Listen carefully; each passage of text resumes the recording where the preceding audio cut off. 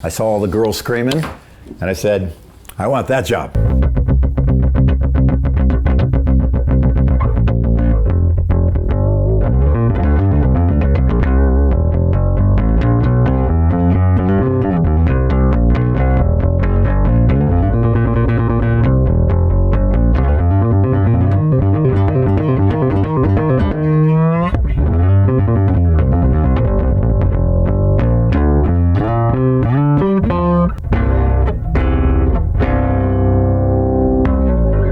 In March of this year, we released our first episode of the SBL Bass Tales series, where we get legendary bass players to talk us through their personal bass collections and the stories that surround their basses. Our first episode was with the great Stu Ham. You guys went nuts for it. I promised you more, and then unfortunately the whole world closed down because of COVID. Well, 5 months after the release of episode 1, I am back with episode number 2 of the Bass Tales series, and this week we've got Billy Sheehan for you. Let me know in the comments as well, who do you want for episode 3? Let me know in the comments and I will try and fix that up for you, and I promise it will not be another 5 or 6 months until the next one. Now, obviously I want to give a massive shout out to Billy for letting us come and hang out at his place and shoot this video. Billy, you're an absolute star. I love you. Now, without further ado, here's the one, the only Mr. Billy Sheehan. Some of you might know me as a player who plays a bass with the dual output. So I'll kind of show you where that came from and why and what's behind it.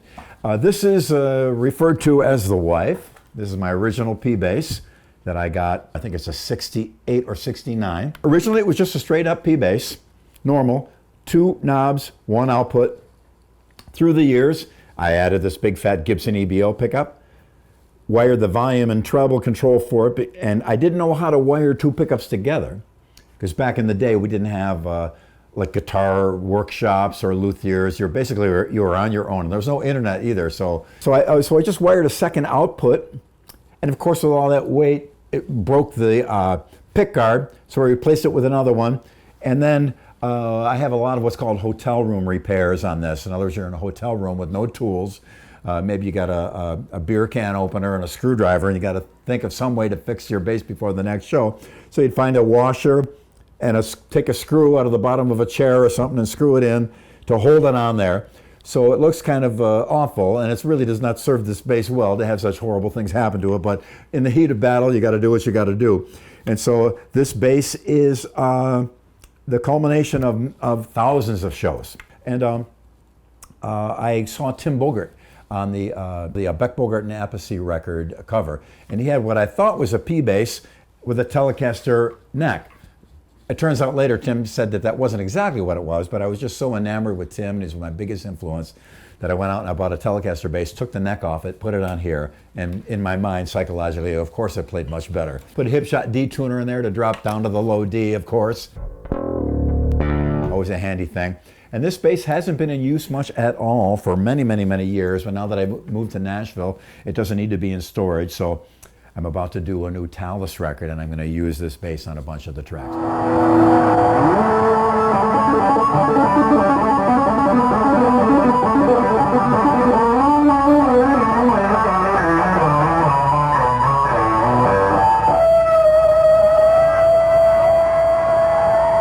The original bass that inspired me to put the pickup, that neck position pickup. Now this bass, I apologize, got a bad pot. I haven't changed them out yet. I want to do it properly, so I want to get somebody to make sure I don't devalue the bass at all, because this is an original Epiphone Rivoli, and just like the one played by Paul Samwell-Smith from the Yardbirds, who to me is one of my biggest influence, next to Tim Bogert, probably my biggest influence.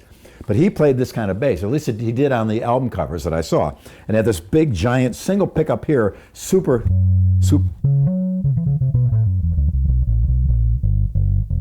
So it's always a super deep low end. And also he had the nylon tape wound strings on it too. And so I got a set and put it on here so it gets a super deep low end that you can't get with a P bass pickup. You can get pretty amazing tone. Probably more hit records were made on a P bass than any other bass ever. Back in the day, there was kind of 2 or 3 basses. There was the P bass, one of these, maybe a Rickenbacker or a Höfner. Paul Samwell-Smith used to do a song called Lost Woman.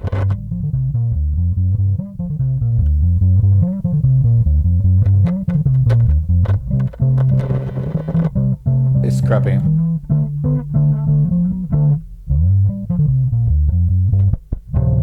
Back then, that was like Yngwie on bass. We blew our minds. We loved him so much, Paul Samwell-Smith. My first Yamaha double neck was an RBX series model. I sold it, and luckily, I was able to buy it back.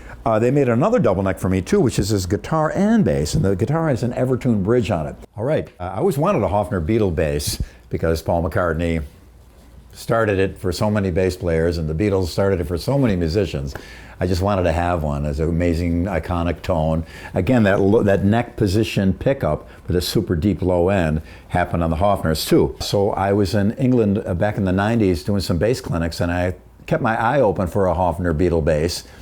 And there were some around, but they were kind of beat up and they wanted a fortune for them. So it was way over my budget. So I went into the Bass Center in London, and hanging on the wall was this.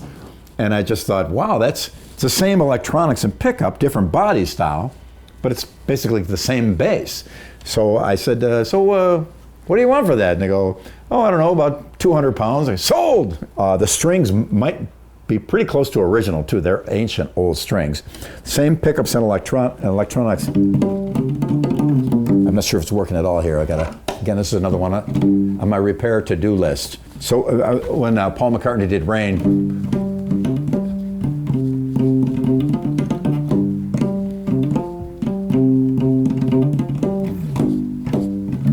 you listen to it and sit and play, it's exactly that tone.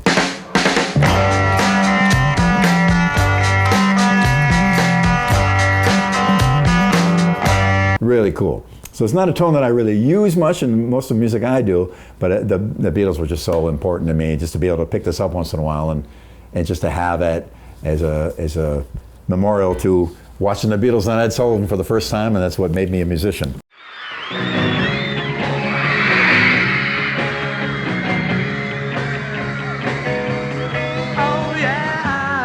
I saw all the girls screaming, and I said, I want that job. The Winery Dogs bass, the color of wine, the knobs are corkscrews. Wonderful gentleman down in the New York City area, Robert Devlin, made this for me. He just showed up at a gig one time, said, I got something for you. And that's what it is. Fantastic. So now moving up a little bit in technology, this is a 68 Telecaster bass. And I bring this out just to show that the necks on these are just massive. It's like a baseball bat. They're kind of famous for being this big giant thing. Now, if some of you follow me on some social media, a couple weeks ago I put a set of Steve Harris from Iron Maiden's flat wound strings on here.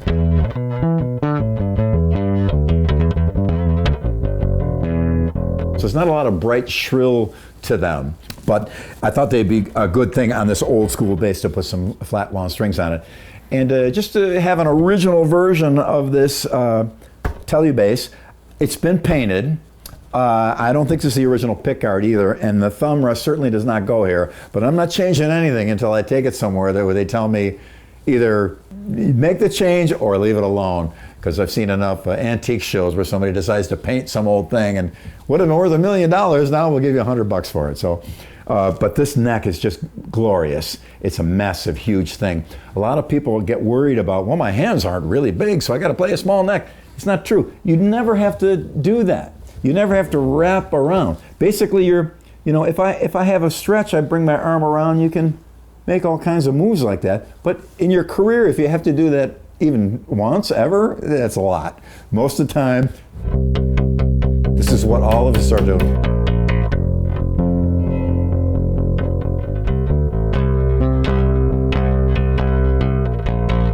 One of the boys by Mata Hoople, and just checking to see if you're paying attention. Larry DiMarzio made basses for a while. This is the jazz version, jazz bass version, and then the P bass version. And the guy who made these necks and bodies for Larry did a great job. Then years went by, and of course I got my Yamaha basses happening. This is the prototype for version 3. Version 3 is different. It's been beat up a lot, been played on the road a lot. Different because it had a different neck to body joint.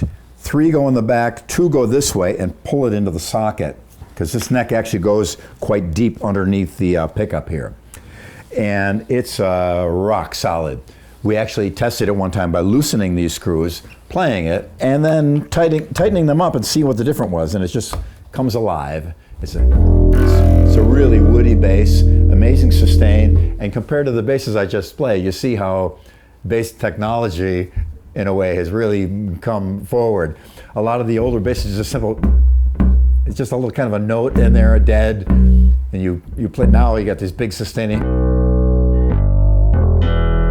lot more high end, a lot more full range sound. Now this bass in particular, again, because I did the trick with the neck position pickup, dual outputs. So when I had two chords coming out of my bass, back in the old club days, people would come and see it and go, oh, 2 chords, this must be twice as good, you know? So, of course, it's not true, but it's a great way to separate out this high channel, all the bright things, with the low channel.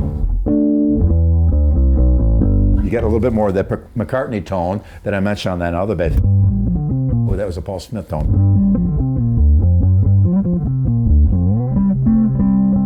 Or McCartney's Rain.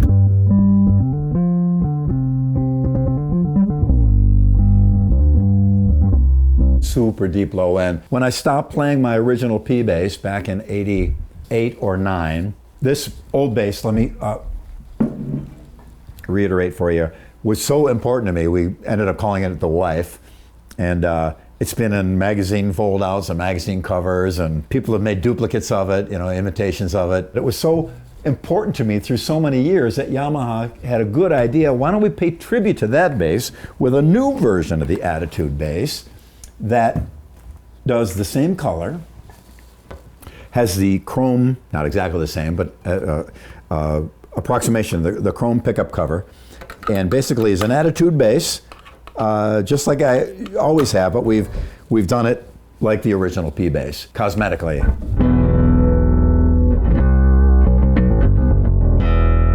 Nice full range. They did a baked neck, roasted neck sometimes they're called. We have the same thing, the P bass pickup here, the original color of the pickguard, the dual output thingy, the ashtray as they call it, so I don't get caught on there. And this is the their version, has the Hipshot detuner. Get that low note on there. But this is their 30-year anniversary tribute to my original wife bass. And all the basses I had here give you kind of an idea of the evolution of how all that came about. And I'd like to add that all that evolution was came from being on stage, on deck, every night, night after night after night, 3 and 4 sets a night, 7 days a week. One time we played 21 nights in a row. One time we did 3 shows in one day, 3 complete shows. So there is hours and hours and hours of time spent on the bass, and all of the modifications come from a practical point of view. Now, of course, serving me, which you're not me and I'm not you, so they may not serve you perfectly well, but at least knowing that they were born out of necessity and utility gives you an idea that there is some value in some of these modifications. And there was a famous bass player, his name is Neil Berghofer, I think was his name. He did the Barney Miller TV show bass theme, and he did a million other sessions in LA. A guitar shop near my house, I went there and they had his bass. It was for sale. It was a P bass with a Gibson EBO pickup on it and 2 outputs. So I wasn't completely wrong. Then later on, or early on rather, Alembic, all the Alembic basses all had dual outputs. Stanley Clark's bass and all the early Alembic adapters, they had a 4-pin Canon connector that went on there. Rickenbacker had the Rico Sound. It was a stereo connector that went to 2 separate amps. So that double output bass does serve a purpose. Maybe if not for you, just take your single output in a Y connector or a splitter box, run it into 2 amps with 2 different tones. That's a cheap way of getting to 2. Where there's a will, there's a way. There's the low. There's the high. The strap is still the same, doused with enough Old Spice to make it presentable.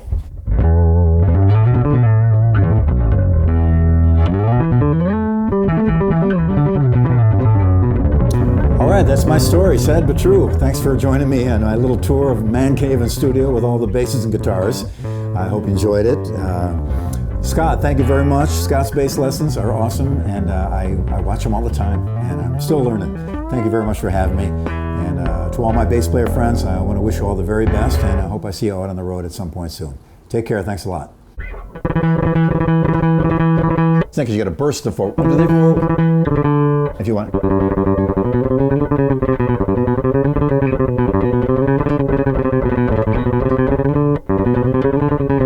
You could do a 3-2, or even do, or even. A lot of ways to skin a cat. I hope my cat didn't hear that.